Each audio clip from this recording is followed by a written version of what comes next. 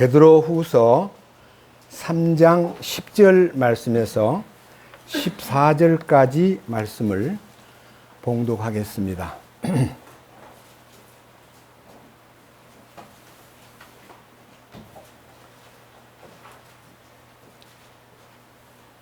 그러나 주의 날이 밤에 도둑같이 오리니 그날에는 하늘들이 큰 소리와 함께 사라지고 원소들이 뜨거운 열에 녹으며 땅과 그 안에 있는 일들도 불태워지리라. 그런즉 이 모든 것이 해체될진데 너희가 어떤 사람이 되어야 마땅하겠느냐? 모든 거룩한 행실 속에서 하나님을 따르는 가운데 하나님의 날이 오는 것을 기다리고 서두르라. 그날에 하늘들이 불이 붙어 해체되고 원소들도 뜨거운 열로 녹으려니와 그럼에도 불구하고 우리는 그분의 약속에 따라 의가 거하는 새 하늘과 하늘들과 새 땅을 기다리는도다. 그러므로 사랑하는 자들아, 너희가 그러한 것들을 기다리나니 너희가 점도 없고 흠도 없이 화평 중에 그분께 발견되기를 힘쓰라. 14절 말씀까지 말씀을 봉독했습니다. 잠깐 기도드리겠습니다. 주님께서 이 땅에 오실 때에 이 죄 많은 인생들을 영원한 죄 가운데서 사탄의 권세에서 건져주시기 위해서 이 땅에 오셔서 인류를 위해서 십자가에서 희생당하신 그 일로 인하여 인류의 모든 세상의 죄가 제거된 것에 대하여 감사드립니다. 이제 그 은혜를 깨닫고 그분이 원하는 하나님의 신성한 생명의 짝이 되어 다시 오시는 예수님을 기다리고 우리 주님과 함께 영원히 누릴 새하늘과 새 땅을 사모하도록 이끄신 주님, 진심으로 감사드립니다. 이제 오실 날이 매우 임박하여 우리로 하여금 깨어 거룩한 행실 속에서 하나님을 따르고 그날을 기다리면서 서두르라고 말씀하신 주님. 오늘은 우리가 이 거룩한 말씀을 통해서 그날을 기다리는 자들이 마땅히 주님 앞에 점도 없고 흠도 없고 화평 중에 그분 주님 앞에 발견되기를 힘쓰라 하신 말씀을 이 시간 상고하고자 합니다. 주님의 거룩한 말씀의 능력과 실제가 우리 각 사람 듣는 심령 속에 역사하여 주님이 주시는 하늘에 속한 신비를 모두가 함께 소유하고 누리며 감사하고 찬송할 수 있도록 돌보아 주시옵소서. 우리 주 예수 그리스도의 이름으로 기도드렸습니다. 아멘.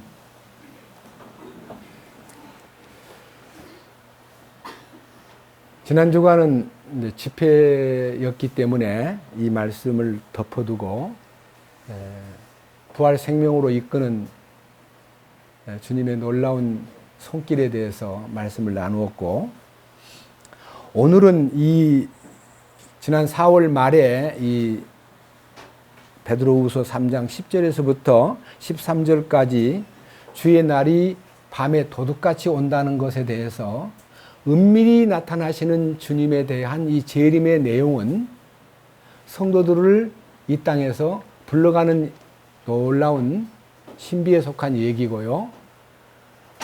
하늘로 가심을 본 그대로 다시 오시마 하신 내용은 7년 어린 양 혼인잔치를 마치고 주 예수님이 친히 모든 들림받은 성도들과 함께 이 땅에 내려오는 완전히 공개적인 재림을 이 성경 속에는 표시하지 않았습니다. 그리고 주님이 오시는 순간에 그날의 하늘들이 큰 소리로 떠나가고 원소들이 뜨거운 불에 녹는다. 그리고 땅의 모든 것이 불태워진다는 것은 사실은 7년 대환란 속에서 일부 약간의 지구에 커다란 재앙이 있지만요, 천년 왕국이 끝나고 사탄이 마지막 발악을 하여 세상에 남아있는 모든 자기 편에 속한 사람을 데리고 왕이신 예수 그리스도의 그 거룩한 예루살렘, 새 예루살렘을 향해서 도전을 할 때, 그때 이 지구는 완전히 분해돼 버립니다.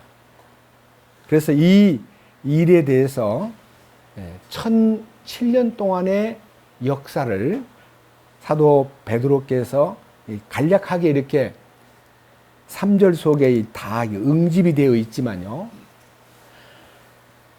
저희들은 새하늘과 새 땅에 대한 궁극적인 하나님의 목적지를 향해서 우리는 달려가고 있습니다. 그런데 문제는 그 영광스러운 새하늘과 새 땅이 이 하나님에 의해서 나타나기 전에 우리 마음속에 하나님을 향한 열린 하늘, 또 하나님을 향한 이 속에 이루어지는 새 땅, 다시 말하면 변화된 인격, 이것이 우리 속에 실제가 되지 않으면 안 되기 때문에 그 연장선상에 우리가 주님을 기다리는 사람으로서 마땅히 갖춰야 될 세 가지 조건.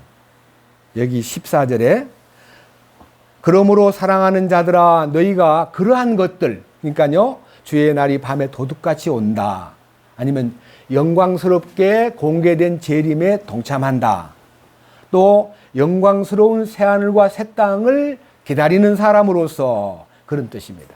그러니까요, 하나님의 계획이 이루어지는 것을 기다리는 사람이 마땅히 점도 없고 흠도 없이 화평 중에 그분께 발견되기를 힘쓰라.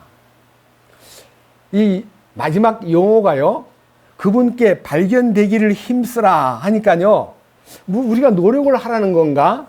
이 문제에 대해서 기도가 많이 필요해서요, 사실 일주일 동안 이 특별히 그분께 발견되기를 힘쓰라는 부분에 대해서 많은 역점을 두고 기도했습니다. 힘쓰는 게 뭐냐? 우리 보고 무엇을 하라는 거냐? 그래서 이제 원문을 뒤지고 또 성경 여러 대조를 해가면서 얻은 그 결론이요, 먼저 제시하겠습니다. 점도 없고 흠도 없이라는 말과, 정말 이게 어려운 얘기입니다. 우리 보고 너 점도 없고 흠도 없이라는 말은 전혀 잘못됨이 없이, 그런 뜻입니다. 전혀 오점이 없고 티도 없고 흠이 없는 생활을 해야 하고, 그 다음에 화평 중에 그분께 발견돼야 된다. 그것을 힘쓰라. 그래서 만약 이런 성경을요 잘못 알면요, 야, 우리가 어떻게 해야 이 노력을, 이 힘쓰라는 말은 노력하라는 말입니다. 근데 제가 이 마지막 이 힘쓰라는 얘기에 대해서 헬라어를 통해서 이제 조명을 해보니까요, 헬라어의 이 힘쓰라는 단어는요, 스푸다조라고 되어 있습니다. 스푸다조. 이 말을 사전을 찾아보니까 몰두하다, 노력하다, 연구하다, 힘쓰다. 킹제임스에는 스타디라고 쓰여 있습니다. 연구하다. 그러니까 우리가요, 이 성경과 같은 쓰임을 받는 말씀 가운데 디모데후서 2장을 한번 보겠습니다. 디모데후서 2장 15절입니다.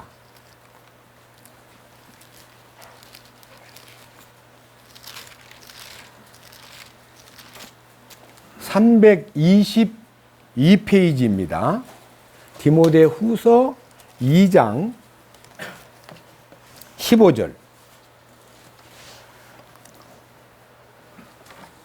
너는 진리의 말씀을 바르게 나누어, 이 바르게 나누어라는 단어도요, 이 목공소의 목수가 자를 재가지고 이게 나무를, 의자를 하나 만들 때도요, 규격에 딱 맞춰서 왼쪽 오른쪽 길이가 딱 맞아야 나중에 이게 정확한 이제 이 제품이 나오는 거죠. 하나는 뭐 2cm 길게, 하나는 뭐 또 좀 몇 cm 짧게 해가지고 맞춰 놓으면요, 이상한 의자가 됩니다. 바르게 나눈다는 말은요, 목수가 나무를 이렇게 잘라가지고 자책을 딱 재서 분리시키듯이 이 성경 말씀도 토시 하나도 나눌 수 있는 대단한 매력을 지니고 있습니다. 그러니까 우리가 성경 하나를 읽을 때요, 그 앞뒤 문장이 이해가 안 되면요, 토시만 딱 봐도 아하, 또, 그러므로, 그러나 이런 말씀을 읽으면 접속적인 뜻이 있구나, 그런 것을 느끼게 됩니다. 그래서 바르게 나누는 것과 그 다음에 두 번째는요, 내 자신을 하나님께 인정받은 자라는 말은요, 십자가에 대한 주님의 모든 축복과 피 흘림으로 죄가 깨끗하게 되고, 연합함으로 나 자신이 처리되고, 내 혼생명이 변화되고, 그 다음에 함께 묻혀서 함께 부활에 동참하고 영광스러운 승천에까지 연결된다고 하는 이 축복이 내게 이루어져야 인정을 받는 거지요. 막 입만 가지고 아무리 떠들어도 주님은 그 사람을 인정하지 않습니다. 그래서 말씀이 분별되고 말씀이 내 것이 되려면 하나님께 인정받은 자가 되어야 된다. 여기 인정받은 자로, 그 다음에 부끄러울 것이 없는 일꾼으로 나타내도록. 부끄러울 것이 없다는 말은요, 우리가 정말 진실로 주님을 선포하고 주님을 간증할 때 입에 발린 말로가 아니라 중심에서 우러나오는 신실한 그 실제를 이 토해낼 때 부끄러움이 없는, 그리고 주님께도 부끄러움이 없고 성도들에게도 부끄러움이 없는 사람으로 나타나야 한다. 그것을 연구하라. 이게 바로 연구하라는 단어가 스푸다조입니다. 그러니까요, 우리가 흠도 없고 티도 없고 그 다음에 화평 중에 그분 앞에 발견되기를 연구하라 그러면, 연구가 뭐냐면요, 몰두하고 그 실제 속으로 들어가기 위해서, 인정받기 위해서 얼마만큼 우리는 철저한 자기 통찰이 필요하고 자기 정체성을 갖추는 것을 주님이 힘쓰라는 단어로 번역했고, 연구하라, 몰두하라, 그 다음에 거기에다가 아주 침잠하라는 뜻이 이 스푸다조 속에 들어 있습니다. 그러니까 이제 제가요, 이 부분에 대해서 이제 연구한 내용을 발표하겠습니다. 여러분, 제가요, 이 부분에 대해서 읽다가요, 너무너무 감격이 돼가지고, 주님은 너무 위대하십니다. 모든 것이 준비되어 있습니다. 하는 데 대해서 기쁨을 느끼면서 오늘 이 아침에 주님이 주신 이 베드로후서 3장 14절 말씀 가운데 점도 없고 흠도 없이 화평 중에 그분께 발견되기를 힘쓰라, 몰두하라, 연구하라, 그 다음에 공부하라 하는 말씀이 마음속에서 너무 벅차게 솟구쳤기 때문에 제가 이제 이 부분에 대해서 말씀을 깊이 선포하겠습니다. 여러분, 이제 이 말씀에 몰두하면요, 저절로 감사합니다. 자, 그 다음 실제적인 이제 예언에 속한 사도 바울이 이 말씀을 통해서 우리에게 이제 보충해 준 이 성경 내용을 한번 보고, 그 다음에 거기에서 그 가닥을 한번 살펴보겠습니다. 신약 성경 데살로니가 전서 5장. 그 성경은 데살로니가 전서 5장은 311페이지입니다.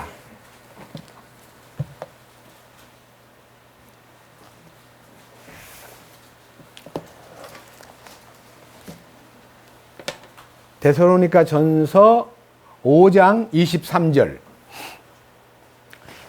평강의 바로 그 하나님께서 너희를 온전하게 거룩히 구별하시기를 원하노라. 내가 하나님께 기도하여 너희의 온 영과 혼과 몸을 우리 주 예수 그리스도께서 오실 때까지, 그러니까 주님 오시는 날 그 말입니다, 흠없이 보존해 주시기를 구하노라. 영과 혼과 몸을 우리 주님 오실 때에 흠없이 그분에게 발견되기 위해서 기도하겠다. 그렇게 기도가 이제 나왔는데, 그 기도로 끝나버리면 응답 없는 기도는 의미가 없잖아요. 사도 바울이 성령의 감동으로 우리의 온 영과 혼과 몸이 우리 주님 나타나실 때에 흠없이 발견되기를 원하노라 하는 기도가 이루어졌는데, 그 기도에 대한 응답이 24절에 있습니다. 너희를 부르신 분은 신실하시니 그분께서 또한 그것을 행하시리라. 그러니까요, 이 말씀은 그분이 말씀하셨으니까 그분이 그 일을 실행하신다. 근데 그분이 명령을 내렸기 때문에 그분이 하신다 이거예요. 그러니까 성경에 보면요, 무엇이 있으라, 빛이 있으라 하시면 그 빛이 있었습니다. 예? 태양아 솟아라, 지구야 자전을 그쳐라, 하나님이 말씀하시면 그대로 실행이 되듯이 점도 없고 흠도 없고 화평 중에 그분 앞에 발견되기를 원하시는 뜻이 그분에 의해서 이루어진다는 이 대전제가요, 우리를 행복하게 만드는 것입니다. 예를 든다면요, 이건 베드로전서 1장 15절 이하에 내가 거룩하니 너희들도 거룩하라 하는 이 말씀이 우리에게 거룩을 요구하지만 그분이 거룩의 길을 마련해 놓고 우리를 지성소에만 초대해서 그 안에 접촉만 되면 거룩해지는 것처럼 점도 없고 흠도 없이 되는 길이 성경 안에 있다는 것입니다. 저는 그 부분에 대해서 너무 감사해서 여러분, 오늘 이 시간에는 하나님께서 우리를 그분이 오실 때에 점도 없고 흠도 없이 화평 중에 그분께 발견되도록 모든 것을 준비하신 그 절차와 그 이끄심에 대해서 여러분들이 말씀에 깊이 좀 몰두해 주시기를 간절히 부탁드립니다. 먼저요, 구약성경 레위기 22장을 보겠습니다. 이것은 하나님의 설계입니다. 레위기 22장.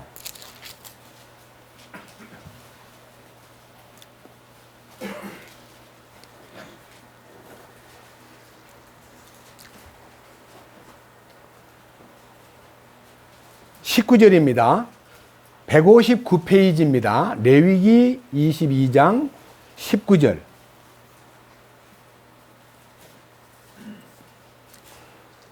너희는 너희 자신의 의지대로 소나 양이나 염소 중에서 흠없는 수컷을 드릴지니라. 그러나 무엇이든지 흠이 있는 것은 너희가 드리지 말지니 내가 너희를 위한 것으로 그것을 받지 아니하리라. 누구든지 자기의 소원을 이행하기 위해 주께 화평 헌물의 희생물을 드리거나 혹은 소나 양으로 자원 헌물을 드리는 자는 완전한 것을 취하여 내가 받도록 할지니 그 안에 아무 흠이 없어야 할지니라.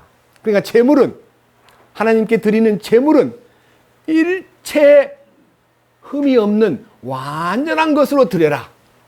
얼마나 완벽한 것을 요구하냐 하면요, 22절 너희는 눈이 먼 것이나 상한 것이나 불구가 된 것이나 혹은 괴혈병에 걸린 그 짐승이나 딱지가 있는 것을 주께 드리지 말고 그런 것을 제단 위에서 불로 예비하는 헌물에 주께 드리지 말지니라. 수소나 어린 양의 몸에 무엇이 달렸거나 더 달렸거나 지체 중에 무엇이 모자란 것은 너희가 자원 헌물로는 드리려니와 서원을 위하여 드리면 내가 그것을 받지 아니하리라. 너희는 상하거나 짓눌리거나 토지거나 배인 것은 주께 드리지 말며 너희 땅에서 그런 것들에서 헌물을 드리지 말지니라. 이유는 너희는 타국인의 손에서도 이런 것들을 받아 너희 하나님의 빵으로 드리지 말지니라. 여기서 하나님의 빵이란 말은요, 하나님께 드리는 제물은 하나님의 음식이라 이 말입니다. 하나님의 음식으로 드리지 말지니 그들의 부패함이 그것들 안에 있고 흠이 그것들 안에 있나니 내가 너희를 위한 것으로 그것들을 받지 아니하리라. 여기에 가장 중요한 것은요, 부패의 요인. 여러분, 병이라는 것은 부패해지는 겁니다. 썩어가는 거예요. 병든 것이나 그 다음에 흠이 있는 것 가지고는 하나님의 음식이 될 수 없다. 제물이 될 수 없다. 하나님이 받지 않으신다. 그런 확실한 주께 바쳐지는 제물이 흠이 없어야만 된다. 이렇게 기록이 되어 있습니다. 자, 이제 신약 성경으로 갑니다. 우리 주님께서 이 흠이 없는 분으로서 우리를 위해서 충분히 하나님께 드린 그 내용이 베드로전서 1장에 기록되어 있습니다. 18절입니다.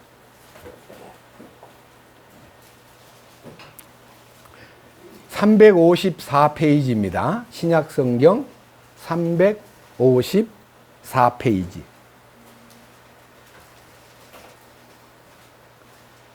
베드로전서 1장 18절입니다.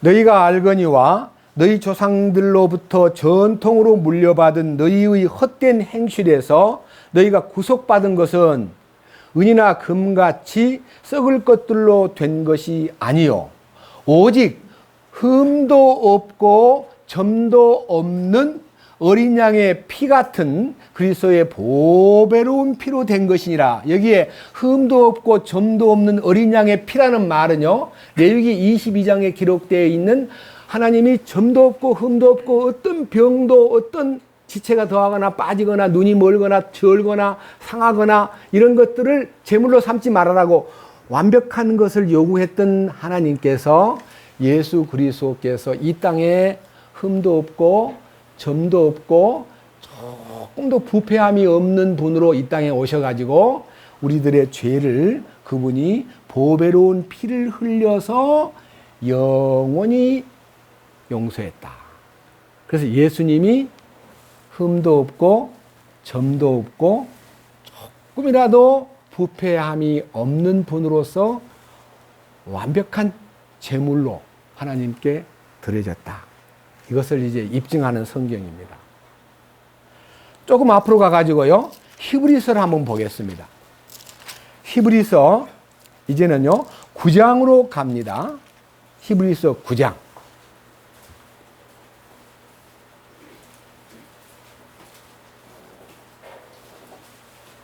13절입니다. 염소와 송아지의 피가 아니라, 염소와 송아지의 피와 암송아지의 죄를 부정한 자에게 뿌려 육체를 거룩히 구별하고 정결하게 하거든 하물며 영원하신 성령을 통해 자신을 점없이 하나님께 드린 그리스도의 피는 죽은 행위로부터 너희 양심을 얼마나 더 많이 깨끗하게 하며 살아계신 하나님을 섬기게 하겠느냐.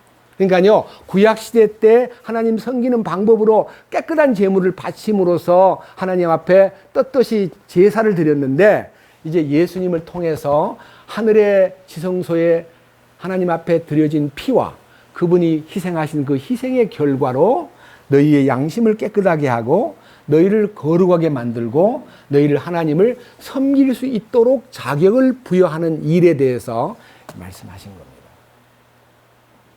그래서 어린 양의 흠 없으심과 예수 그리스도께서 죄를 조금이라도 흠이 있거나 하자가 있거나 예수님에게 어떤 부패성이 있다면 인간을 대신해서 죽는다는 것은 의미가 없는 것입니다. 그 완벽한 제물 대신 예수님의 그 인격을 레위기 22장 18절 이하에서 잘 표현하고 있습니다. 자, 그런데 역사 속에서 예수님을 나타내는 그 어린 양이나 그런 모든 이제 소나 혹은 제물이 사람들에 의해서 가볍게 취급돼 가지고 부패한 이스라엘의 암흑기에 예수 그리스도를 나타내는 제물이 너무너무 하나님 보시기에 합당치 않기 때문에 하나님께서 눈을 딱 가려버리고 그들의 기도를 거부하고 그들이 바치는 제물을 끌어다가요, 그냥 얼굴에다가 똥칠을 해버리는 이런 아주 비극적인 역사의 흔적이 있습니다. 말라기 1장을 보겠습니다. 마태복음 바로 앞에 말라기 1장입니다.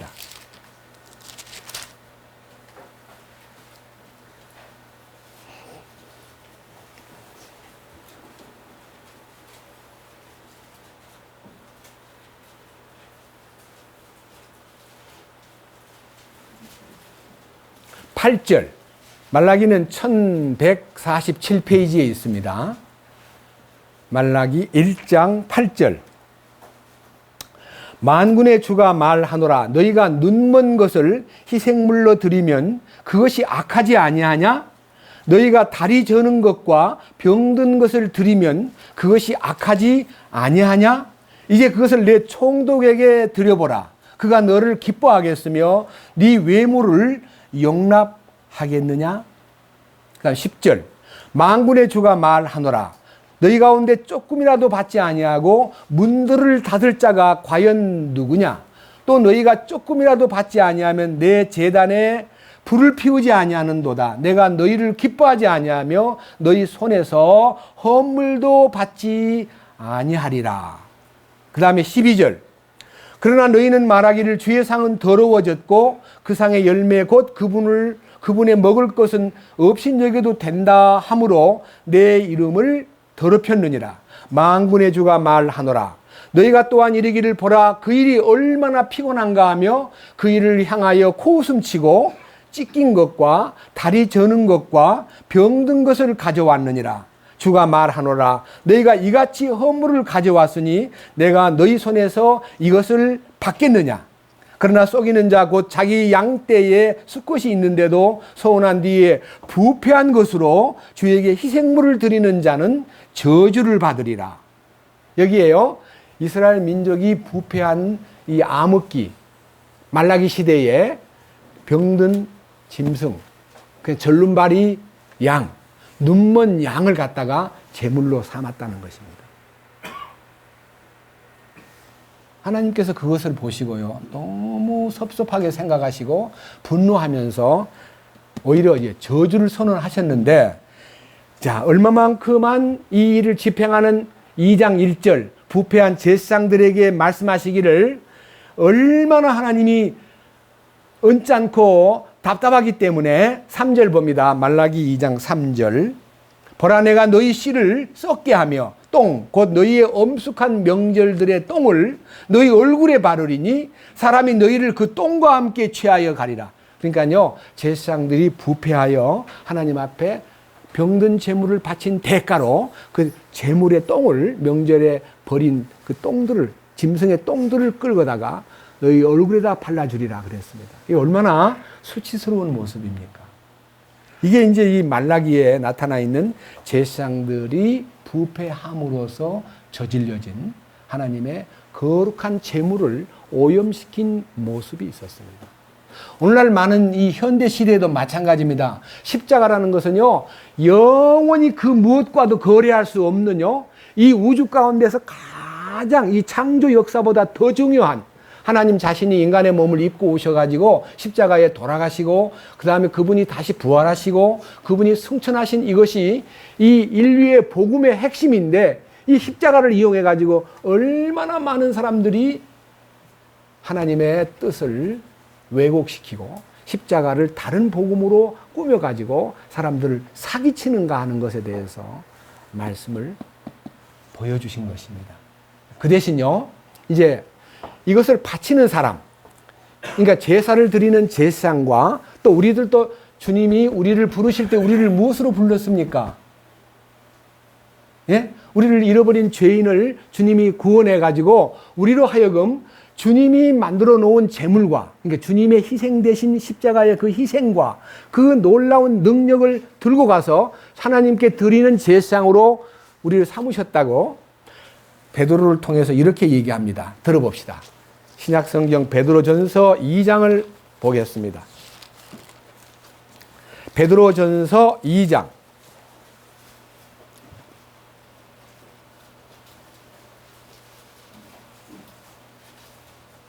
4절입니다. 354페이지. 신약성경 베드로전서 2장 4절. 참으로 사람들에게는 거부당하여서, 여기서 말하는 사람들은 유대인입니다.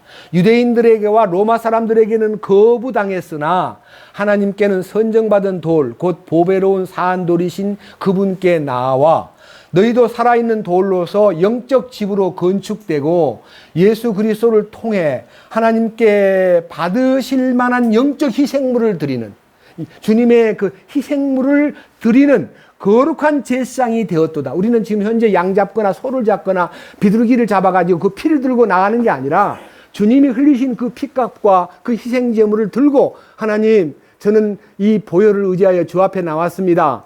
지성소에 뿌려진 그 피를 힘입어 지성소까지 왔습니다. 저를 긍휼히 여겨 주시옵소서 하고 희생물, 영적 희생물을 드릴 제사장으로 너희를 임명했다는 것입니다. 자, 밑에 보십시오. 자, 7절입니다. 그러므로 그분께서 믿는 너희에게는 보배로우시나 불순종하는 자들에게는 건축자의 거부한 그 돌이 되셨느니라. 바로 그 돌이 모퉁이의 머릿돌이 되고 걸림돌과 실족하는 반석이 되되 순종하지 아니하여 말씀에 걸려 넘어지는 자들에게 그리 되었나니 그들은 또한 그렇게 되도록 정하여졌느니라. 이 말은요, 수천 년 동안 기다리고 사모하던 유대인들이 메시아가 정작 왔을 때에 그를 거부함으로써 그들은 버림받은 돌이 되고 예수님이 그들에게 걸림돌이 되고 거치는 반석이 되고 그를요 통해서 실족케 하는 하나의 대상이 되었습니다. 지금 유대인들 대부분이요, 우리가 예수님 때문에 이렇게 핍박을 받았다는 거예요. 그래서 유대 민족은요, 예수님을 보고 걸림돌이 되고 실족하게 하는 반석이 되고, 그 다음에 그들이 불순종함으로써 건축자들의 버린 그 돌이 모퉁이의 머릿돌이 되었다는 말은요, 이 교회의 기초석이 되었다, 그 말입니다. 그 다음 보십시오. 9절. 그러나 너희는 선정된 세대요, 왕가의 제사장이요, 거룩한 민족이요, 특별한 백성이니 이것은 너희를 어둠에서 불러내어 자신의 놀라운 빛으로 들어가게 하신 분께 대한 찬양을 너희가 전하게 하려 하심이라. 너희가 지나간 때에는 백성이 아니었으나 이제는 하나님의 백성이요 긍휼을 얻지 못하였으나 이제는 긍휼을 얻었느니라. 그러니까요, 하나님이 우리를 왕가의 제사장으로 삼으셔가지고 우리로 하여금 하나님 앞에 경배드리고 하나님 앞에 영적 희생물을 바칠 수 있는 자격을 부여했다는 것입니다. 그 얘기가요, 종교개혁가들이 부르짖었던 만인 제사장론입니다. 그러니까요, 지금도 그런 계급이 있지만은 로마 교회 안에 가장 부패한 원인은요, 많은 계급을 만들어서 그 계급을 돈 주고 팔았습니다. 여러분, 지금도요, 장로들 만드는데 돈 주고 팝니다. 혹시 여러분 장로교회에서 장로님, 권사님이 그냥 되는 게 아니고요, 적어도 1억 이상 헌금을 내야 장로가 되고 권사가 된다는 사실을 아시나요? 계급을 돈 주고 파는 거예요. 그래서 루터는 그러한 돈을 거래하면서 하나님의 교회를 더럽히는 것을 막 잘라버리고 그걸 거부하고 만인 제사장론, 구원을 받으면 다 제사장이 되는 건데 왜 따로 뭐 교황을 만들고 그 밑에 무슨 뭐 많은 추기경을 세우고 그다음에 뭐 주교를 세우고 신부를 세우고 이게 말이 되느냐? 이건 아니다. 모두가 다 하나님 앞에 제사장으로서 왕가의 백성이 된다라고 하는 주장을 함으로써 쫓겨나가지고 이제 이 프로테스탄트가 시작되었는데, 놀랍게도요, 초대교회는 미안합니다, 강단에 서는 사람은 강단에 이렇게 서는 것이 아니었습니다. 자리를요, 성도들의 자리를 이렇게 높이 앉혀놓고요, 목사는 밑에 서가지고 소리쳤습니다. 섬기는 직책으로.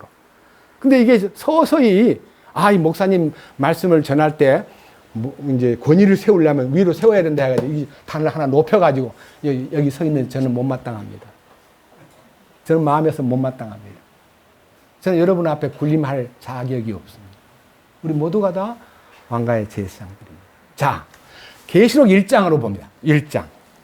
요한계시록 1장은요, 신약성경 373페이지입니다.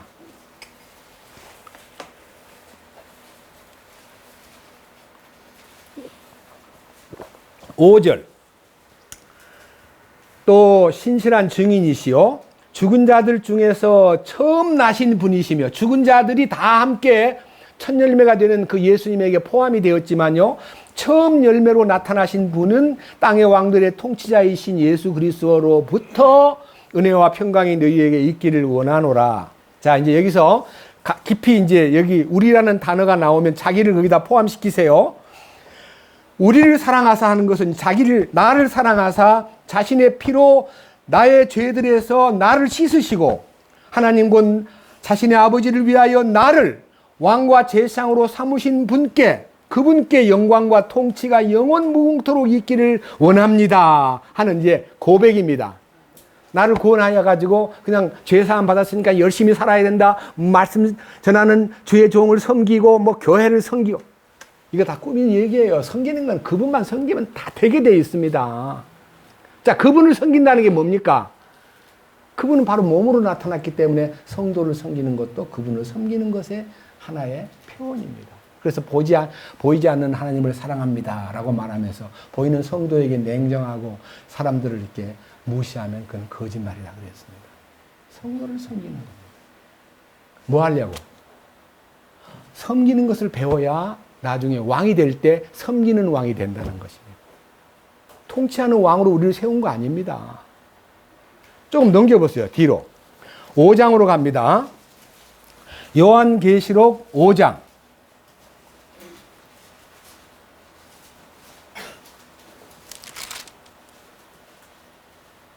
9절입니다. 그들이 새 노래를 불러 이르되 주께서 그 책을 취하시고 그 책의 봉인들을 열기에 합당하시나이다. 주께서 죽임을 당하시고 주의 피로 모든 족속과 언어와 백성과 민족 가운데서 우리를 구속하사, 나를 구속하사 하나님께 드리셨으며, 그러니까요, 나를 죄에서 구원해낸 것은요, 하나님에게 드려지기 위해서 구원했다는 겁니다. 근데 우리는 드려지는 것이 뭐 돈이나 바치면 드려지는 줄 알지만 돈으로 하나님을 기쁘시게 하는 거 아닙니다. 돈은 하나님 별로 안 좋아합니다. 돈은 일만하게 뿌리라고 말씀하셨습니다. 그러니까 교회가 돈 얘기 많이 하면 그건 가짜라는 것을 여러분 아셔야 됩니다. 우리 이번에 집회를 하는데 상당히 많은 경비가 났습니다. 근데 우리는 정말 기도하는 마음으로, 성도를 섬기는 마음으로 오시는 분들을 다 받아들였습니다. 그리고 잠도 재워드리고 식사도 제공하고 다 섬겼습니다. 그래서 주님께서 뒤에 은밀한 가운데 채워주셨습니다. 하나도 우리는 부끄럽지 않게 했습니다. 밑에 보십시오. 자, 10절. 또, 여기 또라는 단어가 너무 중요한 거예요. 우리를 구속하사 하나님께 드리셨으며 라고 끝난 게 아니라 또, 우리 하나님을 위하여 우리를 뭘로 삼으셨다고요? 그럼 우리는 뭐 할 거예요? 우리는 땅에서 뭐 할 거예요? 지금 우리가 여기서 통치 지금은 안 합니다. 근데 통치자가 되려면 천년왕국 때 통치자가 되는데 거기 가서 천년 동안 통치권을 행사하려면 배워야 돼요? 안 배워야 돼요? 훈련해야 돼요? 훈련 안 해야 돼요? 뭘 또 해야 돼요? 뭘 또 안 해야 돼요? 집착해야 됩니다. 그 통치자가 되려면 이 땅에서 훈련을 받는 것이 신앙생활이에요. 근데 그걸 모르고 그냥 적당하게 그냥 처신하고 적당하게 시간을 흘러보내고 적당하게 생활하는 것은 용납할 수 없는 일입니다.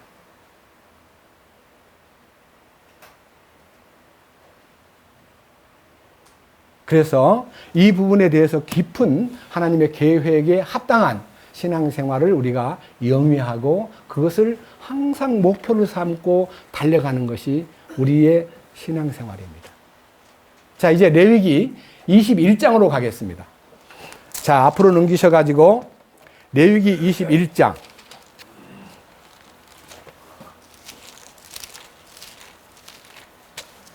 158페이지입니다.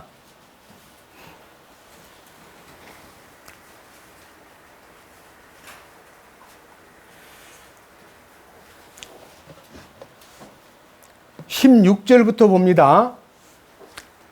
레위기 21장 16절. 주께서 모세에게 말씀하여 이르시되 아론에게 말하여 이르라. 누구든지 내 씨 중에서 그들의 세대 속에서 흠이 있는 자는 자기 하나님의 빵을 드리려고 다가오지 못할지니라. 누구든지 흠이 있는 자는 다가오지 못할지니 곧 눈이 먼 자나 다리를 저는 자나 코가 납작한 자나 몸에 무엇이 더 달린 자나 발이 부러진 자나 손이 부러진 자나 꼽사등을 가진 자나 난쟁이나 눈에 흠이 있는 자나 괴혈병이 있거나 딱지가 있거나 고환이 상한 자는 오지 못할지니라. 야, 여기에요. 너무 세밀하게 제사장으로서 자격을 박탈받을 사람이, 아론의 아들들은 다 제사장이거든요. 근데 그 아들 가운데 여기에 이런 것, 눈이 멀었든지 다리를 절든지 발이 부러졌든지 손이 부러졌든지 꼽사등이든지 눈에 흠이 있든지 괴혈병이 걸렸든지 제사장 노릇을 못하게 하는 거예요. 여러분, 그러면요, 저는 여기다 썼습니다. 처음으로. 하나님, 그렇다면 장애인은 주님 앞에 설 수 없을까요? 그 장애인은 주님 앞에 제사장이 안 된다고 돼 있잖아요. 그잖아요. 이 장애인, 눈먼 장님은 주님 앞에 서서 제사장 노릇을 못해요. 이유는 뭐냐? 자, 21절. 제사장 아론의 시중에서 흠이 있는 자는 가까이 나와 불로 예비하는 주의 헌물을 드리지 못할지니 그는 흠이 있은즉 가까이 나와 자기 하나님의 빵을 드리지 못할지니라. 하나님 앞에 섬기는 일, 하나님 앞에 빵을, 거룩한 희생 제물을 바칠 자격이 없대요. 얼마나 섭섭한 얘기입니까? 제가 아까 이 말씀을 읽다가요, 다른 성경책에는 그렇게 표시 안 했는데 이번에 주님, 그렇다면 장애인은 주님 앞에 설 수 없단 말입니까? 이렇게 썼습니다.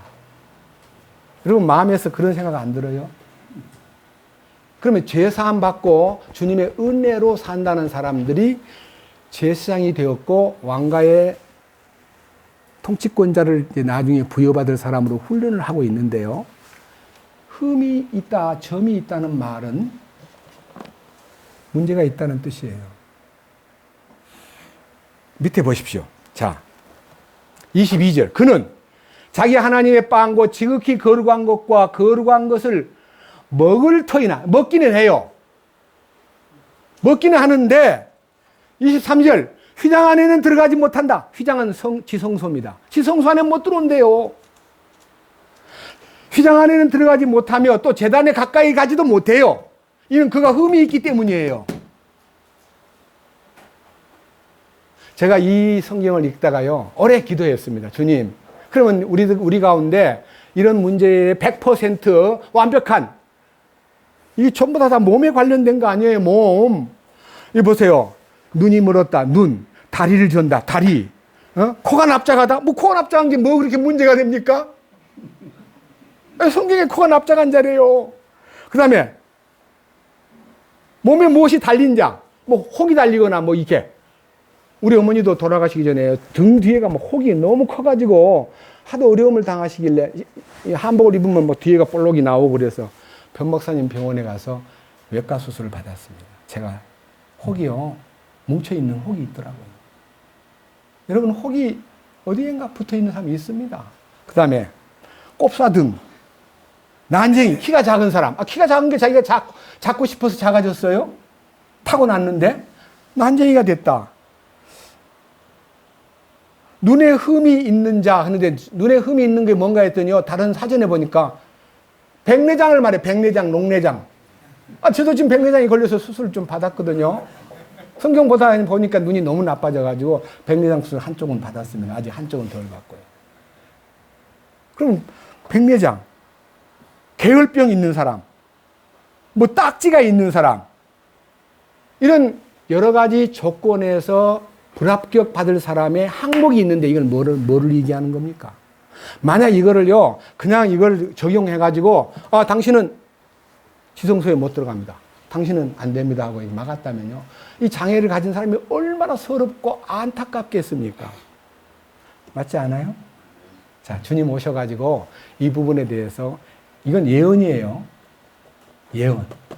그 예언의 중간에 이 예언을 뒤집는, 이 예언의 말씀을 뒤집는 역사가 이사야 35장에 기록되어 있습니다. 한번 보십시다. 구약성경 이사야 35장은요, 페이지로는 71페이지입니다. 871페이지.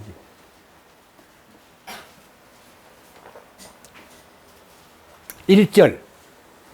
이사야 35장 1절. 광야와 적막한 곳이 그것들로 인하여 기뻐하며 사막이 즐거워하고 장미같이 피며 무성하게 피어 기쁨과 노래로 즐거워하고 레바논의 영광과 갈멜과 샤론의 뛰어난 것을 얻으리라. 그들이 주의 영광과 우리 하나님의 뛰어나심을 보리로다. 너희는 약한 손을 강하게 하고 연약한 무릎을 굳게 하며 두려워하는 마음을 가진 자들에게 이르기를 마음을 강하게 하라. 두려워하지 말라. 보라, 너희 하나님께서 오셔서 원수를 갚으시리니 곧 하나님께서 보응하시리라. 그분께서 오셔서 너희를 구원하시리라. 여기서 말하는요, 우리 주님이 오셔가지고 어떤 일을 한다는 것을 예언한 거예요. 자, 여기 보세요. 5절. 그때 주님 오셔가지고 처음 하는 일이 뭐예요? 눈 먼 자에게 눈을 뜨게 해주고, 귀 먹은 자에게 귀가 열리게 해주고, 다리 저는 사람은 사슴같이 뛰게 하고, 말 못하는 자의 혀는 노래를 부르게 하고, 광야에서 물들이 터져 나오고, 사막에서 시내가 흐르고, 바싹 마른 땅이 연못이 되고, 메마른 땅이 물들의 샘이 되고, 용이 우글거리던 그곳에 갈대와 풀이 골풀과 함께 자라리라. 거기에 큰 길이 있으리니 그 길은 거룩한 길이라. 부정한 자들은 그것을 지나가지 못하겠고 그 길은 오직 구속받은 자를 위하여 있으리라. 뭔 말입니까? 아하, 주님이 오시면 병이 낫는구나. 주님이 오시면 이 병들이 다 끝나는구나. 여러분, 희망을 가져야 됩니다. 실제적인 현장에 주님의 하신 일을 보겠습니다. 마태복음 4장입니다.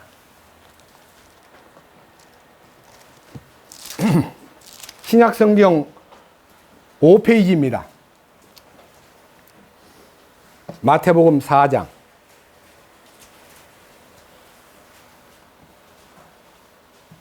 17절. 그때부터 예수님께서 선포하기 시작하여 이르시되 회개하라, 하늘의 왕국이 가까웠느니라 하시더라. 예수님이 이제 회개를 선포하고 하늘 왕국을 선포하셨습니다. 오셔가지고 이제 공생애가 시작된 거예요. 그 다음 23절. 예수님께서 온 갈릴리에 두루 다니사 그들의 회당들에서 가르치시고 왕국의 복음을 선포하시며 백성 가운데 온갖 종류의 질환과 온갖 종류의 질병을 고치시니, 그러니까 뭐 눈이 멀었든지 뭐 팔이 부러졌든지 뭐 절름발이든지 뭐 기머거리든지 여러 가지 방법으로 아까 레위기 21장에 기록되어 있는 제사장으로서의 부적격한 병자를 온갖 종류의 질환과 온갖 종류의 질병을 고치시니 그분의 명성이 온 시리아에 두루 퍼지니라. 그들이 모든 병든 사람 곧 갖가지 질병과 고통에 사로잡혀 앓는 자와 마귀 들린 자와 미친 증세가 있는 자와 마비병 환자들을 그분께로 데려오니 그분께서 그들을 어떻게 해요? 그럼 그분이 고쳤어요. 그래야 산상수훈 안으로 들어가는 거예요. 고쳐놓고요. 보세요. 25절. 갈릴리와 데가볼리와 예루살렘과 유대와 요르단 건너편에서 온 사람들의 큰 무리가 그분을 따르더라. 그 무리가 너의 고침받은 무리들이잖아요. 맞죠? 고침받은 무리들 맞죠? 자, 그 다음 보세요. 5장 1절. 그분께서 무리를 보시고, 누구 무리를 봤어요? 고침받은 무리. 그리고 산에 올라가 앉으시니, 산이 어디예요? 주님 왜 산에 자주 올라가셔요? 주님은 자기를 나타낼 때 신의 산에 올라갔어요. 율법을 주실 때 호렙산으로. 그리고 이 거룩한 말씀을 나타낼 때는 축복산으로 올라가세요. 산상보훈을 위해서요, 하나님께서 갈릴리 북쪽에 있는 놀라운 축복산. 그 다음에 당신의 영광스러운 왕국의 실제를 나타내 보이기 위해서 왕으로 오시는 모습을 보실 때는요, 놀라운 하나님께서 베세다 가이사라 빌립보의 북쪽에 있는요, 아주 멋진 무슨 산입니까? 변화산. 거기 올라가셨어요. 산에 올라갔다는 말은요, 하나님의 거룩한 뜻을 알려주기 위해서, 요한아, 너 신부를 보여줄게. 산으로 올라온나? 그래서 산으로 올라와가지고 높은 산에서 신부를 보여주었는데 그 신부가 새 예루살렘이었더라. 그렇게 말씀하셨어요. 산은요, 당신의 거룩한 뜻을 나타내는 장소입니다. 산에 올라가 앉으시니 그분의 제자들이 그분께 나오매 그분께서 입을 열어 그들에게 가르쳐 이르시되 영이 가난한 자는 복이 있다. 하늘 왕국이 저희 것이기 때문이다. 애통하는 자가 복이 있다. 그들이 위로를 받았기 때문이요. 온유한 자는 복이 있다. 그들은 땅을 상속받을 것이기 때문이니라. 이렇게 해서요. 말씀을 선포하시면서 하늘에 속한 왕국의 헌법을 발표하신 거예요. 누구한테? 고침을 받은 사람들한테. 여러분, 그럼 여러분 고침 받았습니까? 비록 내가요, 눈이 먼 상태에 있다고 할지라도, 페니 제이 클로스비 여러분 압니까? 헬렌 켈리 여러분 아십니까? 장님이었어요. 그런데 그 찬송가를, 페니 제이 클로스비는 찬송가를 1000곡 이상 써가지고요, 세계에 채택된 찬송가 굉장히 많습니다. 사도 바울도 눈이 좀 어두워가지고요, 갈라디아서를 쓸 때 글자를 막 굵게 써가지고 갈라디아 교회 교인들이 이렇게 말합니다. 내 눈을 빼주고 싶은데 어떤 방법이라도 있으면 좀 얘기해 주시오. 내 눈을 빼주고 싶소. 눈을 빼주고 싶을 만큼 사도 바울에게 이식수술을 하고 싶었지만 그 당시 의술이 이식수술을 받을 만한 어떤 시스템이 안 돼 있기 때문에 원함은 있었지만 못했다는 것이 기록되어 있어요. 그래서 영적인 상태를 얘기하는 겁니다. 이 지루하는 영적인 상태. 지금도 여기 앉아서 멀쩡히 눈을 뜨고 있지만 성경이 안 보이고 말씀을 듣고는 있지만 들어오질 않아. 귀가 꽉 막혀버렸어. 매력이 없어. 이 말씀이 흡수되면요, 너무너무 마음이 희망이 넘치고 찬양이 넘치고 감사가 넘치도록 되어 있는데 듣기는 다 들었는데 한숨만 나오고 답답하고 무슨 말인지 잘 모르겠고 무엇을 어떻게 하라는 거냐. 나 정말 답답하다.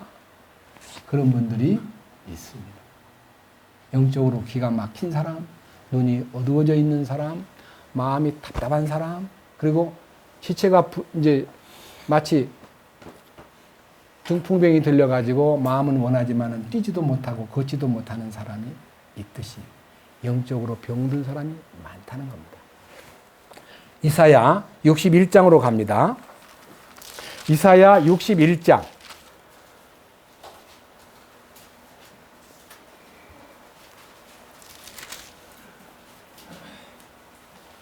1절입니다.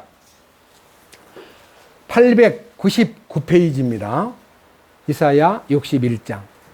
주 하나님의 영께서 내게 임하셨으니 이는 주께서 내게 기름을 부으사 온유한 자들에게 좋은 소식을 선포하게 하셨기 때문이라. 그분께서 나를 보내신 것은 마음이 상한 자들을 싸매어주며 포로된 자들에게 자유를, 결박된 자들에게 감옥에서 노임을 선포하게 하려 하며 또 주의 받아주시는 해와 우리 하나님의 원수 갚으시는 날을 포고하고 애곡하는 모든 자를 위로하게 하려 함이며 또 시온에서 애곡하는 자들에게 정하여 주되 곧 그들에게 제 대신 아름다움을 주고 애곡 대신 기쁨의 기름을 주며 근심의 영 대신 찬양의 옷을 주게 하려 함이라. 그리함으로 그들이 주께서 심으신 의의 나무라 불릴 것이요 이로써 그분께서 영광을 받으시리라. 그러니까요, 이게 치료받고 나면은 주님의 빛이 그에게 비춰가지고 모든 것이 해결되고 나면은 기쁨과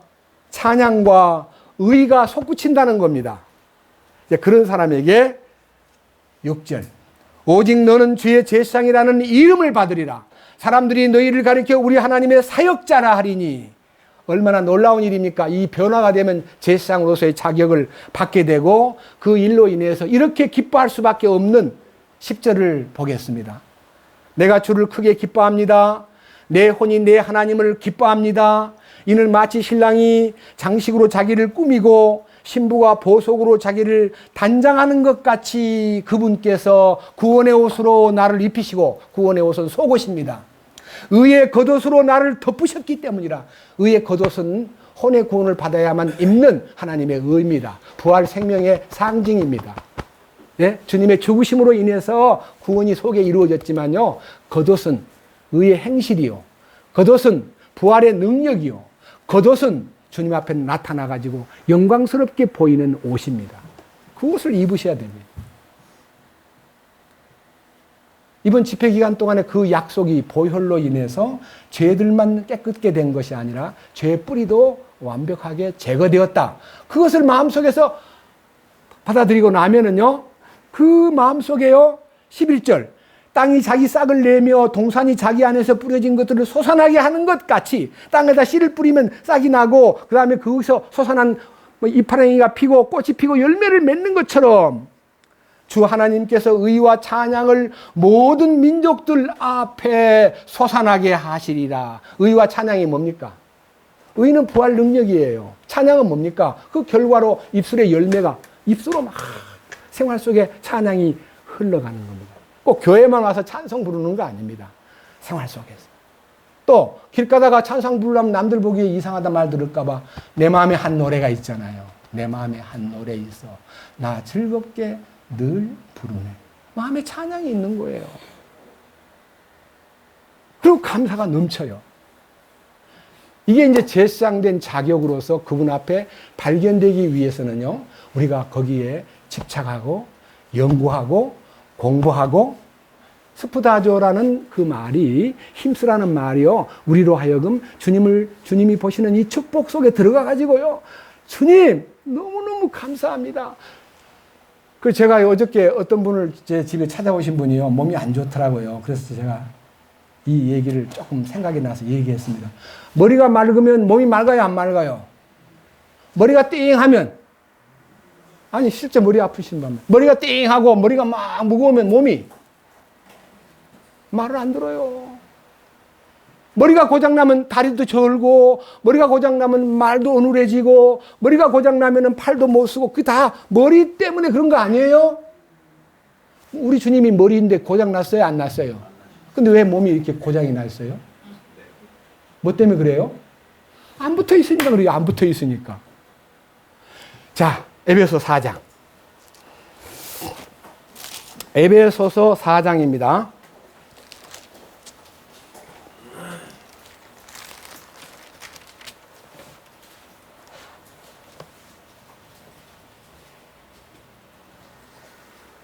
(1절부터) 봅니다. 에베소서는 292페이지입니다. 292페이지.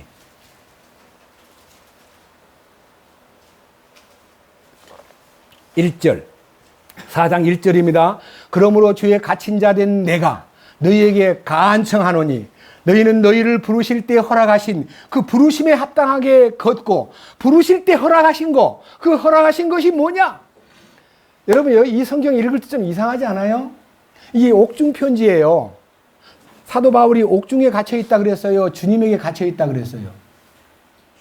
1절 한번 보세요. 내가 옥중에 있다. 내 갇힌 이 신세로 내가 너무 답답하지만 이렇게 기도를 해야 되겠다. 이게 아니고요. 나는 지금 주님에게 갇혀 있다.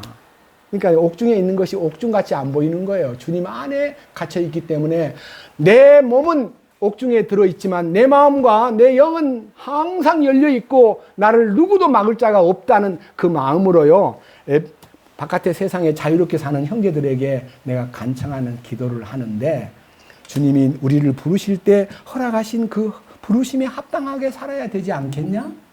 이렇게 말하면서 2절, 모든 겸손과 온유와 오래 참음으로 사랑 안에서 서로 참아주며 화평에 매는 띠로 성령이 하나 되게 하신 것을 힘써 지키라. 여기 힘써라는 단어가요, 아까 제가 얘기했던 스푸다조입니다. 어떻게 하나 된 걸 지킵니까? 하나 된 거 보세요. 이제 하나 된 건 머리에 된 거. 자, 읽겠습니다. 4절. 너희를 부르시는 한 소망 안에서 너희가 부르심을 받은 것 같이 한 몸과 한 성령이 있고 한 주와 한 믿음과 한 침례가 있으며 한 하나님이 계시니 곧 모든 것의 아버지시라. 그분께서 모든 것 위에 계신고 모든 것에 두루 계시며 너희 모두 안에 계시느니라. 하나가 뭐예요? 머리와 연합된 하나다, 그 말이에요. 머리 대신 그리스도와 연합이 되었을 때 그 거룩이 몸 안에 흐르고 흠과 티가 없는 그 머리가요, 몸을 흠과 티가 없이 만드는 거예요. 그럼 우리는 흠과 티가 있어요, 없어요? 우리 보기에는 내가 부족하고 자주 넘어지기도 하고 때로는 인상을 쓰기도 하고 때로는 속으로 그냥 욕도 하고 이렇게 부족하지만은요, 주님의 몸에 붙어있는 동안에 정결하게 주님 오시는 날까지 우리를 보존하시고 우리를 흠도 없이 점도 없이 화평 중에 그분께 발견되도록 이끄신다는 것입니다. 약속을 여러분 왜 아멘을 못해요?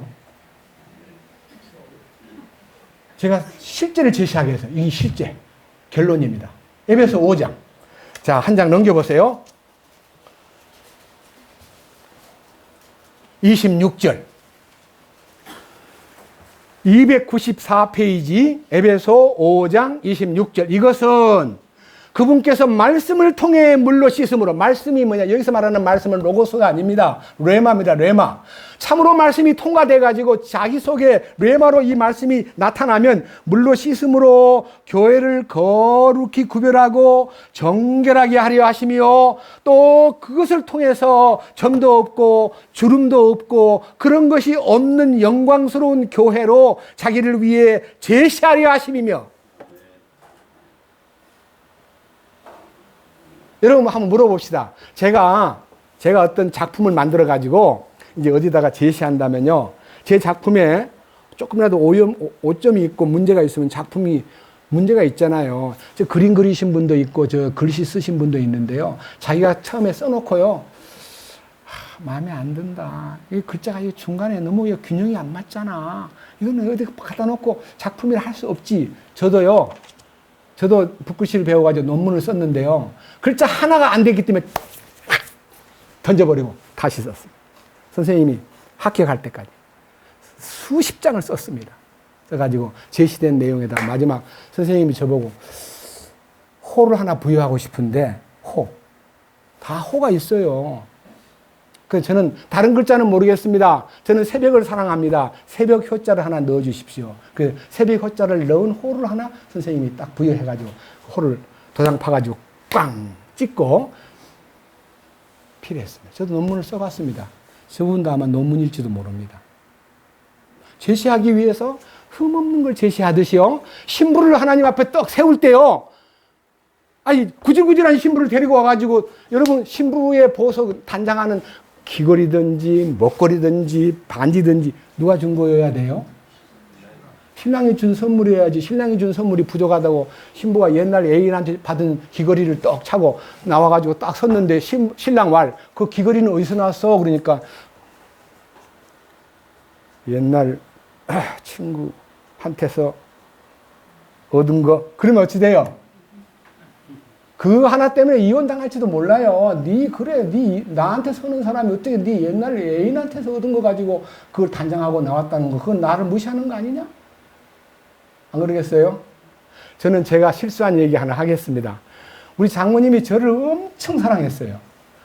오남 일녀 중에 하나밖에 없는 딸이니까요, 저를 굉장히 위해주는데 양복을 하나 탁 멋지게 입혀줬는데, 모임에서 창일 나사라고 대구에 유명한 그 형제님이, 양복 좀 하시는 형제님이 어떤 이제 식구들하고 의논해가지고 양복을 한 번 탁 줬는데요, 이러는 거예요. 장모님이 준 거보다 교회에서 준 거 입고 나오래요.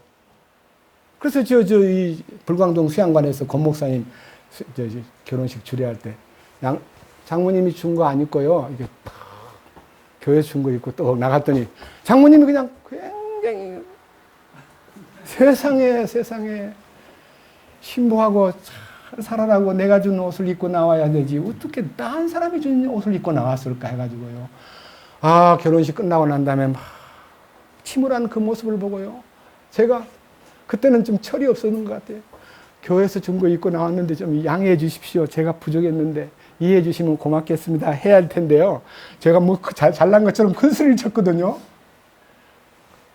그때 우리 어머니가 많이 실망을 했어요. 제 장모님을 한 번도 장모님이라고 안 부르고요, 어머니라 불렀습니다. 어머니, 나중에 이제 오래돼서 참 내가 무식하고 어리석어서 그랬는데 용서해 주십시오 하고 사과를 했지만요, 그 옷 하나 입는 것도 굉장히 예복으로서의 그 준자와 관계가 있기 때문에, 아까 이사야 61장 10절에 내가 그분으로 인하여 기뻐하고 마치 신부가 신랑이 준 보물로 단장함 같이 내가 구원의 옷으로 단장하고 의의 겉옷을 입고 기뻐합니다는 그것이 주님이 주신 것이어야만 된다는 거예요. 맞아요? 안 맞아요? 제가 실수했죠? 개인보다도 교회를 크게 봐가지고 건방지게 행동한 것을 훗날은 용서를 구했지만요. 참 제가 부끄럽게 생각합니다. 자, 그런데 자, 여기요.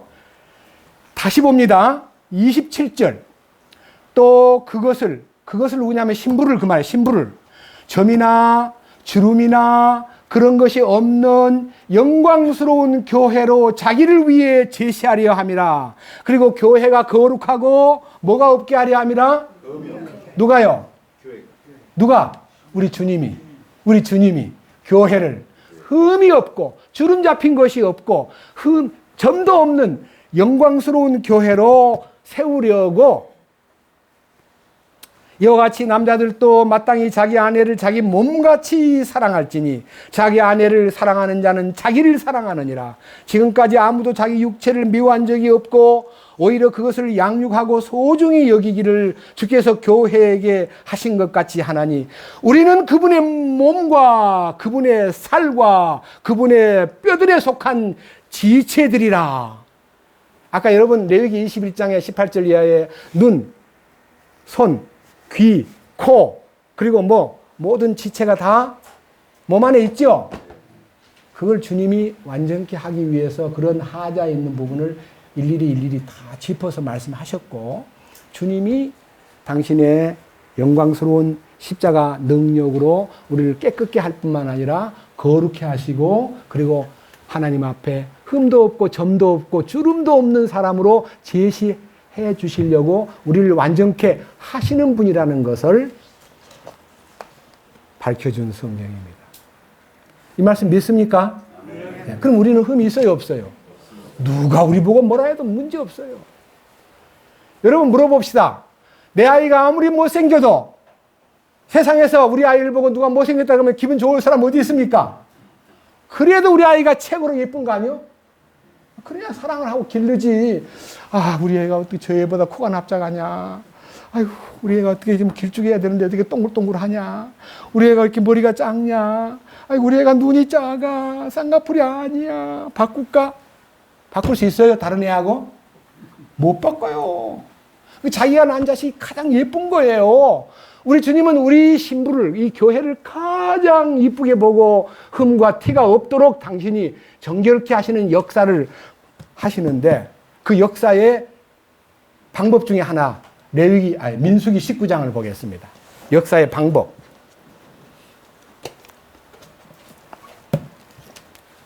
민수기 19장.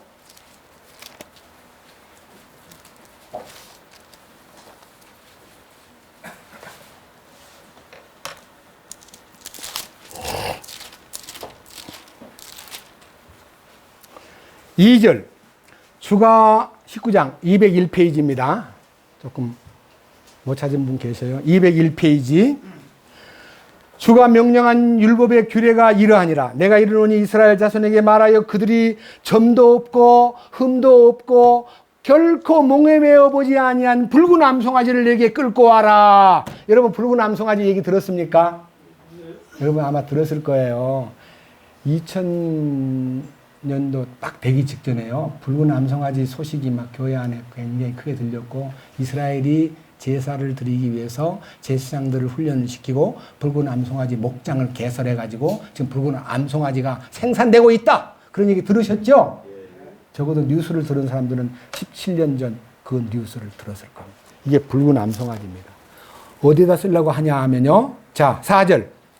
제사장 엘르아살은 자기 손가락으로 그것의 피를 찍고 회중의 성막 앞에 똑바로 그것의 피를 7번 뿌리며 그 암송아지를 자기 눈앞에서 태우게 하되 그것의 가죽과 고기와 피와 똥을 태우게 하고, 또 제사장은 백향목과 우슬초와 주홍색 실을 취하여 암송아지를 태우는 불 가운데 그것을 던질 것이며. 자, 이제 송아지를 태우는데요. 송아지 태우는 데다가 백향목, 나무 중에서 제일 큰 나무, 우슬초, 식물 중에서 담쟁이에서 우슬초라는 우슬, 소우자에다가 무릅술입니다. 소비름 넝쿨이란 뜻이에요. 아주 작은 풀입니다. 우슬초는요, 유월절 때요, 양을 잡아가지고 우슬초를 우슬초를 이렇게 묶어가지고 피를 적셔가지고 우슬초로 문에다가 붓 대신 썼습니다. 우슬초. 그래서 다윗도 우슬초로 나를 정결케 하소서, 그 말은요, 우슬초는 피 묻은 하나님의 붓이기 때문입니다. 자, 여기에 주홍색 실, 예? 여리고 성이 무너질 때 주홍색 실을 달아가지고 그 기생 라합의 집을 표시했던 구원의 줄입니다. 그 줄을 달아가지고 암송아지 태우는데 태워가지고 제가 되게 한 다음에, 자, 그 다음 보십시오. 9절. 또 정결한 자가 암송아지의 죄를 거두어 진영 밖에 정결한 곳에 둘 것이요. 또 이스라엘 자손 회중을 위하여 그것을 간직하여 거룩히 구분하는 물에 쓰게 할지니 그것은 죄를 정결하게 하는 것이니라. 무슨 물인 줄 아세요? 붉은 암송아지를 잡아가지고 우슬초와 백향목과 주홍색 실을 거기다가 태우는데 집어넣어가지고 다 타버리면 죄만 남잖아요. 그 죄를 걷어가지고 물하고 타서 그 물을 갖고 와서 여기요, 밑에 보십시오. 11절 이하에 시체를 만져서 부정하게 된 자.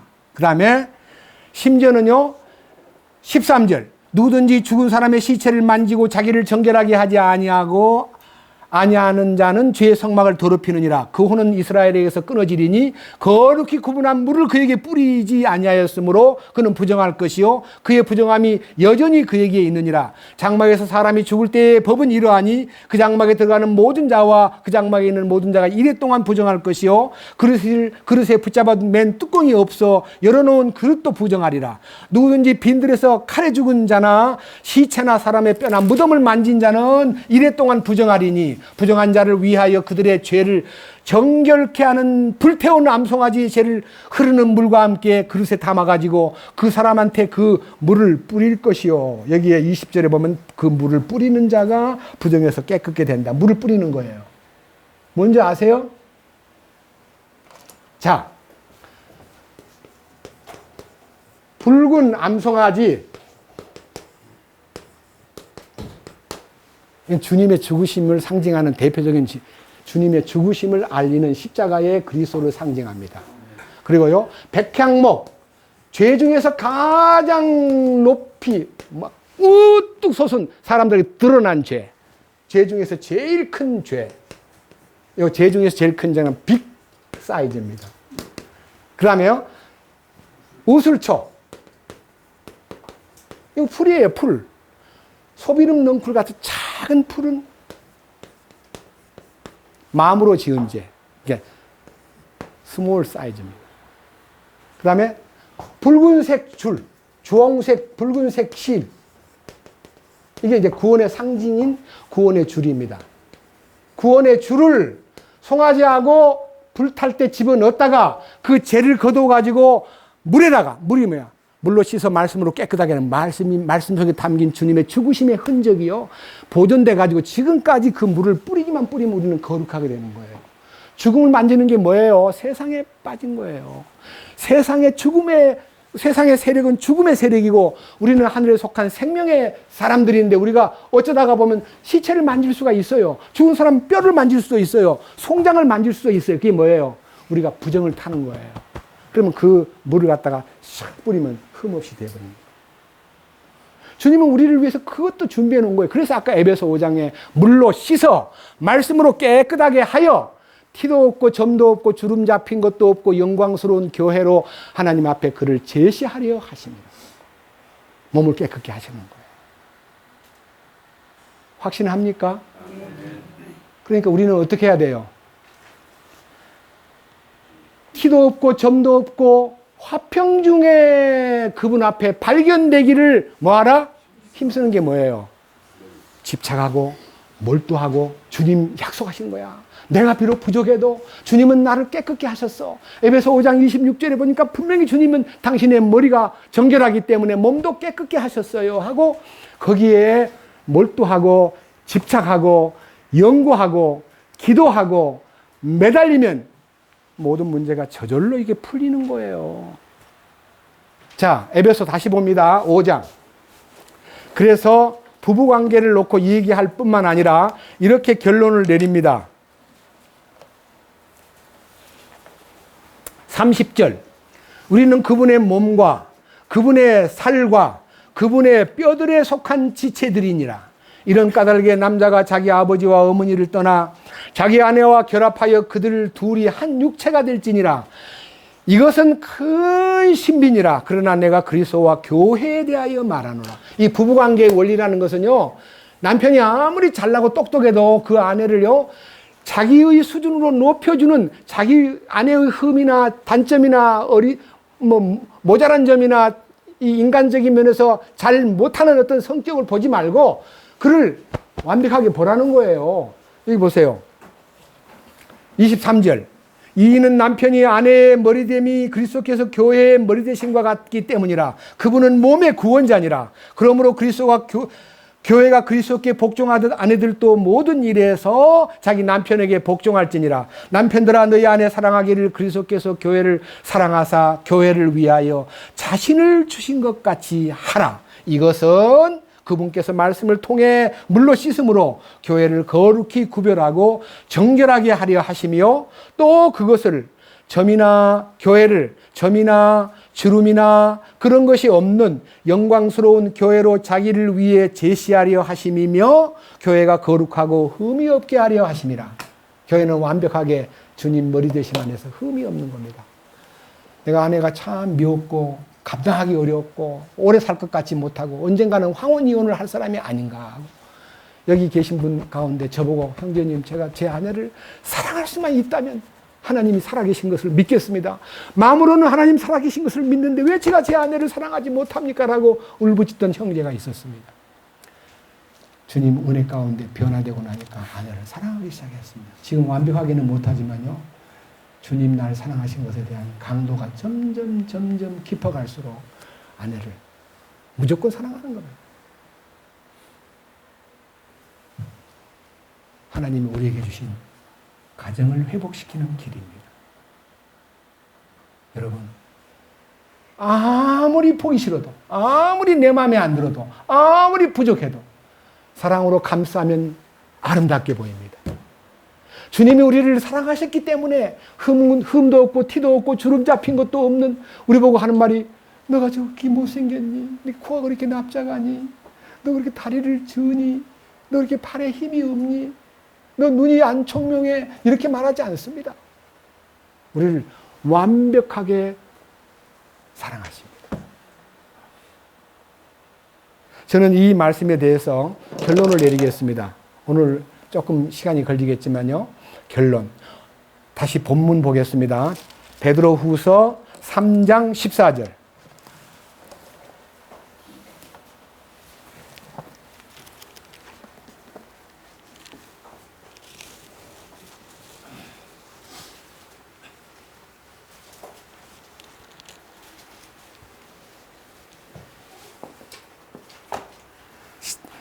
그러므로 사랑하는 자들아 너희는 그러한 것들을 기다리나니 너희가 점도 없고 흠도 없이 화평 중에 그분께 발견되기를 힘쓰라. 자, 여기에서 마지막입니다.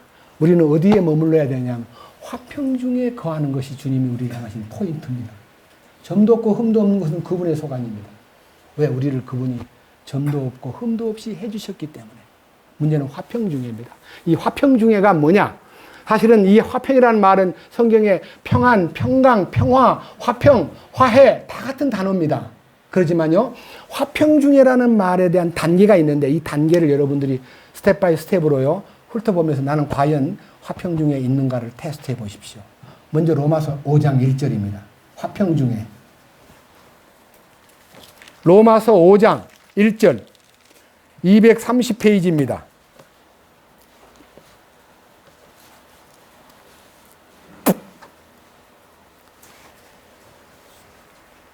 그러므로 우리가 믿음으로 의롭게 되어 우리 주 예수 그리스도를 통해 하나님과의 화평을 누리는도다. 먼저는요, 사람들과의 화평이라는 것은 다음의 문제고요. 하나님과의 화평. 하나님과의 관계가 화평이냐? 하나님과 화해가 되어가지고 하나님과 나와 사이에 조금 더 부끄러운 거리낌이 없는 화평이냐? 하나님의 화평 중에 내가 거하느냐? 첫째. 두 번째, 조금 넘겨가지고 로마서 14장. 이것이 화평 중에 거한다는 증거입니다. 로마서 14장 242페이지입니다. 17절입니다. 하나님의 왕국은 먹는 것과 마시는 것이 아니요 오직 성령님 안에서 의와 화평과 기쁨이니라. 주님과의 화평이 이루어지면 의가 뒤따르고 기쁨이 솟구치는 것이 원칙입니다. 그것이 주님의 통치권 안에 있다는 증거입니다. 그러니까요, 화평만 하고 난 좋아, 난 좋아라고 사는 게 아니라 주님의 왕국에 속한 자로서 통치를 받고 있느냐. 18절.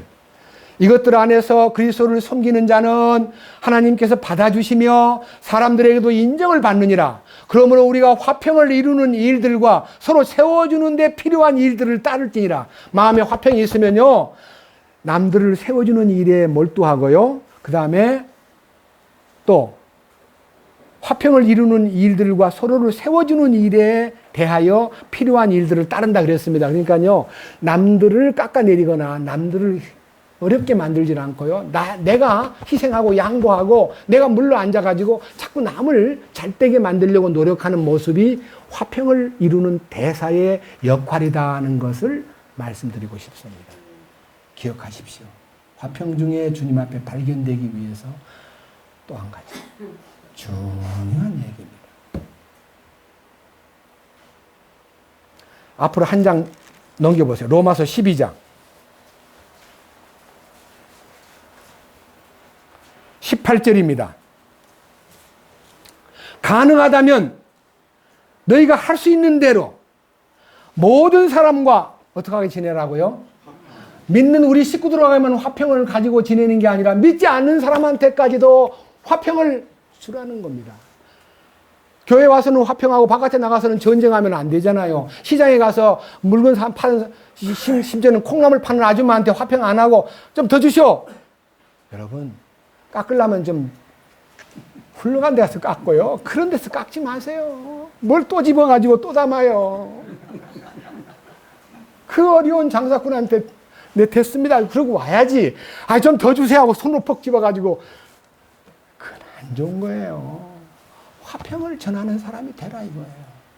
왜 강조하냐? 이유는 히브리서에 기록된 말씀입니다. 들어보십시오. 히브리서 12장. 제일 중요한 얘기입니다. 히브리서 12장 14절입니다.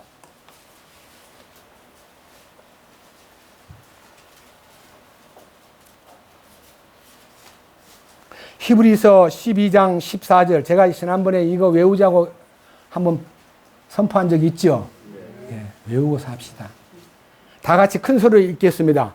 모든 사람과 더불어 화평과 거룩함을 따르라. 그것들이 없이는 아무도 주를 보지 못하리라. 아멘. 이것이 우리가 지금 받아야 될 중요한 화평 중에 그분 앞에 발견돼야 됩니다.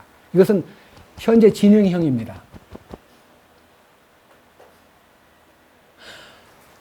베드로후서에 나타난 3장 14절이요. 힘쓰라, 연구하라, 몰두하라가요. 명령문입니다. 동사가 제일 앞에 나와요. 명령문으로. 영경이 맞죠? 명령문이에요. 그러니까요, 흠 없이 점도 없이 정결한 사람 되는 건 주님이 주시는 선물이고, 이는 화평 중에 그분께 발견되기를 힘쓰라 하는 명령문을 우리 삶에 짊어지고 주님이 기뻐하는 길을 가기 원합니다. 주님을 사랑합니다. 주님 감사합니다. 오늘 말씀을 통해서 우리에게 주신 말씀, 주님의 날을 고대하고 기다리는 성도로서, 휴거를 기다리는 성도로서 화평함과 거룩함 가운데 거하며 흠도 없고 점도 없으신 머리 대신 주님에 의해서 우리가 정결케 된 것에 대해서 감사드리고, 조금도 부족함이 없게 우리를 티도 없고 주름 잡힌 것도 없이 영광스러운 교회로 제시하시려고 우리를 깨끗게 하신 주님 감사합니다.